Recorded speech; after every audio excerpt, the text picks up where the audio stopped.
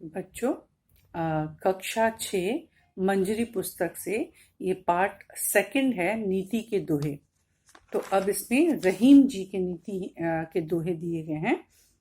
वे रहीम नर धन्य हैं, पर उपकारी अंग, बांटन वारे को लागे ज्यों मेहंदी के रंग। रहीम जी यहाँ बताते हैं कि जो व्यक्ति, वे यानी जो, नर यानी मनुष्य, धन्य है यानी वो व्यक्ति धन्य है जो पर उपकारी अंग, पर यानी दूसरे, उपकारी यानी जो दूसरों पर उपकार करते हैं, दया दिखाने वाले, ऐसे व्यक्ति जो हमेशा दूसरों के साथ रहते हैं यानी उपकार करने वालों के साथ रहते हैं, ऐसे व्यक्ति को रहीम जी ने धन्य माना है। हम कहते हैं ना बच्चों कि संगत से गुण होत है, संगत से गुण जात, यानी संगति का मनुष्य पर बहुत बड़ा प्रभाव होता है। जिस प्रकार की संगति में हम बैठते हैं, ऐसा ही व्यवहार हमारे जीवन में दिखाई देता है। अगर हम अच्छे लोगों के साथ बैठते हैं तो हमारे व्यवहार में अच्छाई दिखाई देती है। अगर हम बुरे लोगों के साथ बैठते हैं तो हमारे व्यवहार में बुराई आने लगती है। तो इसलिए कहा गया है कि जो व्यक्ति पर उपकार यानी दूसरों पर उपकार करने वालों के साथ रहते हैं, ऐसे व्यक्ति को रहीम जी ने महापुरुष की श्रेणी में रखा है, अच्छे व्यक्तियों की श्रेणी में रखा है, उनको अच्छा माना है। बाटन, और इसका उदाहरण देते हैं, बाटन वारन को लागे जो मेहंदी के रंग। जिस प्रकार से मेहंदी बांटने वाला या मेहंदी बेचने वाला हो अथवा मेहंदी लगाने वाला हो, देखा होगा आपने कि अगर कोई मेहंदी दूसरे के हाथ में लगाता है तो उसके हाथ में भी लाल रंग लग जाता है। ऐसे ही बेचने वाला भी है, तो पत्तों को तोड़ता है तो भी उसके रंग में और उसके हाथों में मेहंदी का रंग लग जाता है। तो जैसे मेहंदी बेचने वाले पर मेहंदी का प्रभाव पड़ता है, मेहंदी बेचने वाले पर उसका रंग, उसका जो हाथ है वो लाल रंग के हो जाते हैं। ऐसे ही जो व्यक्ति, जो मनुष्य अच्छे व्यक्तियों की संगति में रहता है, उसके व्यवहार में भी अच्छाई दिखाई देने लगती है। इसलिए रहीम जी ने ऐसे व्यक्ति को धन्य माना है।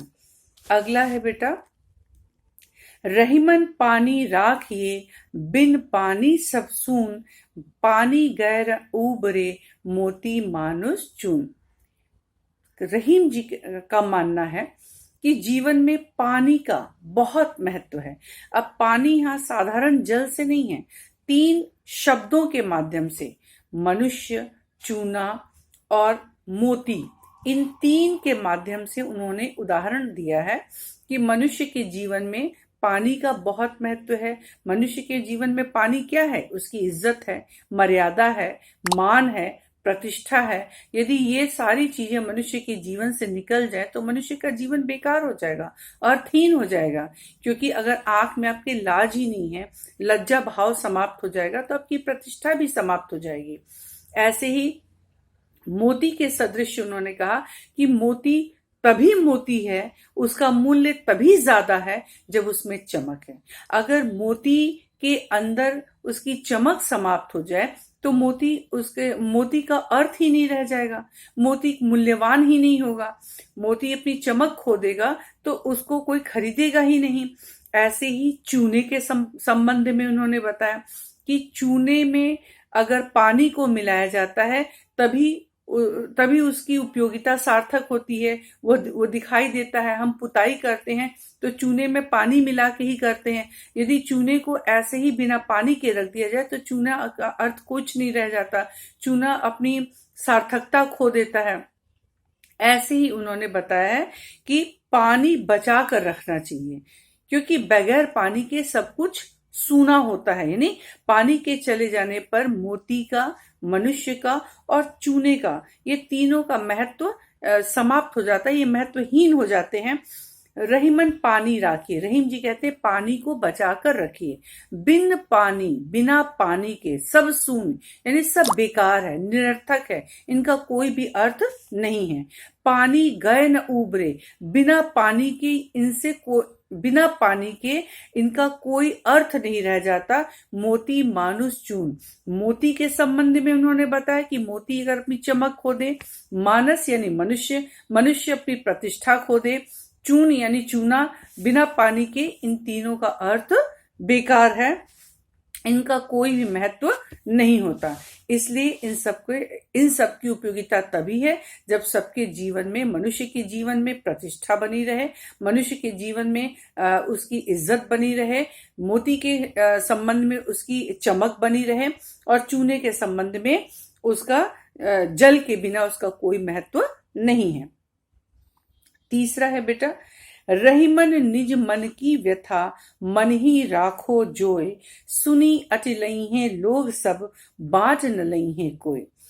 रहीम जी कहते हैं निज यानी अपने, मन यानी हृदय की व्यथा, व्यथा क्या है? दुख है, पीड़ा है।